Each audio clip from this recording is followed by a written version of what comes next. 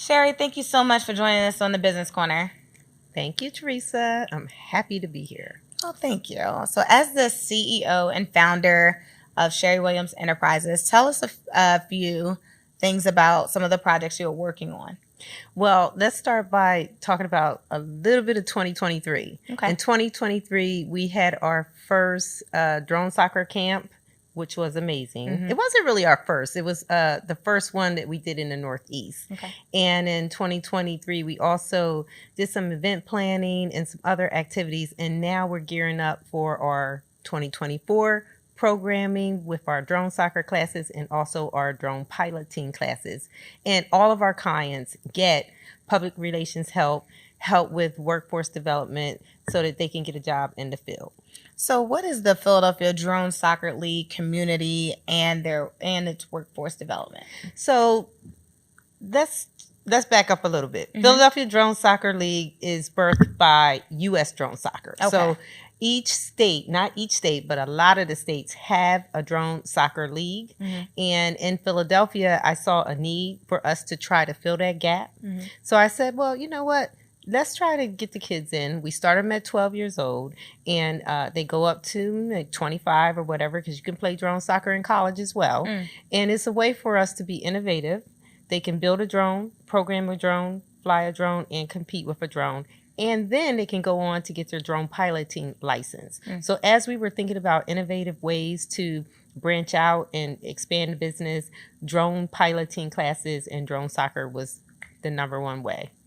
So how does that move into workforce development? It moves into workforce development because once we train the kids and they have their license, then I hire some of them to work with me. So I probably hired 6 or 7 of my students, and they work with us with the new students coming in. So we're immediately reaching back, giving them a job, and we're also setting them up with companies that want to do internships. We try to match them up with, the niche that they're interested in, especially in the drone space, because you have technology, you have so many things that you can do in this space. So we just try to match them up. And so I think it's a win-win, because if you're not reaching back to grab the kids, or even maybe someone transitioning from one job to another and they want to do something new, then we're not feeding the workforce. So I feel like we have a program that actually does that, and I'm excited about it. And so what's the age range for these youth? Age range, we do start with the kids in the younger school, primary school, even kindergarten. We have a little drone class for the kids. That's exciting. And it's so much fun. And they get to, learn about drone technology, and then we go up to 12 years and older, and that's where we started with the drone soccer. And then, like I said, at 16, you can get your license. And I've had students go on. I've had students that are adult students, and I've had students that go on to start businesses. They're doing very well right now, or they're working with me or other major companies. I love that. And there is another piece of your work that is called Shut Up and Fly. So shut up. Tell us what that is. Let me tell you how I coined that. Okay. So when I was taking my Part 107 remote pilot's license testing prep, my instructor, we were out flying one time. I just was complaining, and she was just, I think she said, like, Literally, shut up and fly. And I was like, oh, shut up and fly. Okay, well, that's what we're going to do. So I coined it, and I'm just like, okay, I love that, because let's just get down to it. Let me teach you. I'm always learning, and our instructors really have a way to help you understand what type of drone you need, how to fly that drone. We get you started. So Shut Up and Fly came because I just needed to shut up and start trying to fly the drone. I love it. So in the midst of the workforce development, engaging with the youth and ultimately communities and corporations, what's your approach to leadership? I think leadership starts with the folks that you're working with.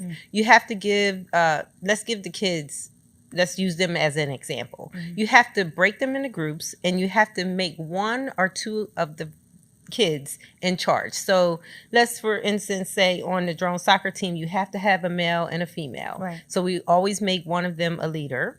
All right. And that way they can start talking amongst themselves, and they can start developing right there. I think it really starts after you assign a project or activity to whether it's a child or adult, that's when the leadership comes in, because then you're going back and you're saying, now what did you learn from that, and how can we grow from that, and what can we do with it? So you have to start young. I feel like you have a very rare program here in the city, and that's working actually throughout the region. Obviously, there's going to be some local and state financial support. You need it. Are you getting it?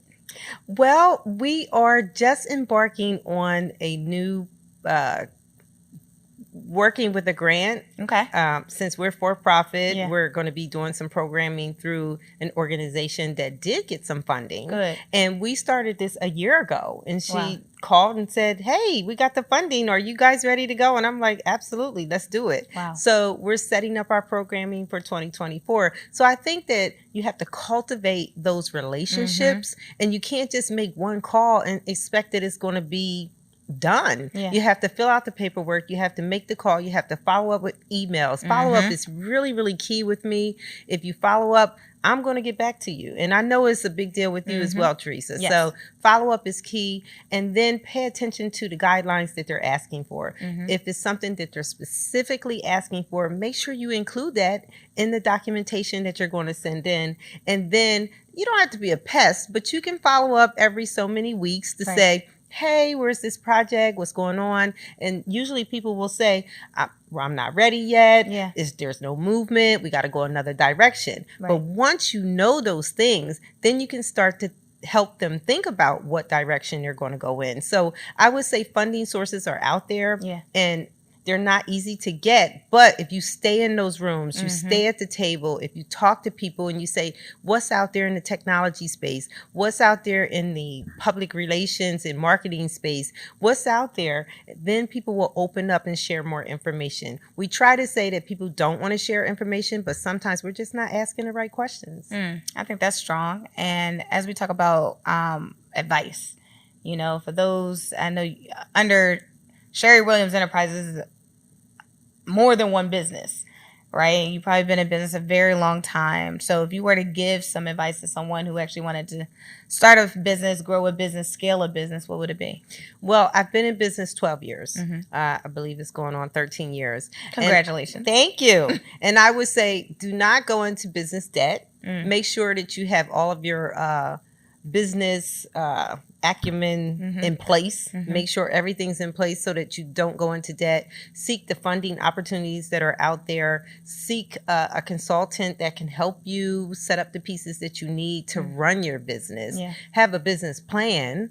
Okay, because we can have a great idea, and if it's just still up here and it's not on paper, then it's just an idea. Correct. So you want to have that as well. And then you want to make sure you have a marketing strategy. And then you want to make sure you're collaborating with people. And I think what happens is people say, I just want to do this. And they don't look at maybe some of the other opportunities that might bring. You might be able to do that, but you might have to go about it in a different way by helping people with their projects. Right. So once you do that, I feel like people are more open to, okay, I'll think about you for this project coming up. So I think people have to be open-minded and stop being, this is just my lane. I'm not saying go everywhere and try to do everything. I'm just saying 2 things, 3 things, pick those top 3 things that you're good at, and then just be great at it. That's what I say. Well, Shari, thank you so much for joining us on the Business Corner. Well, thank you, Teresa. I cannot wait to come back and, share more that I know, because again, in business, you have to collaborate with each other. And I really thank you for the opportunity. Thank you.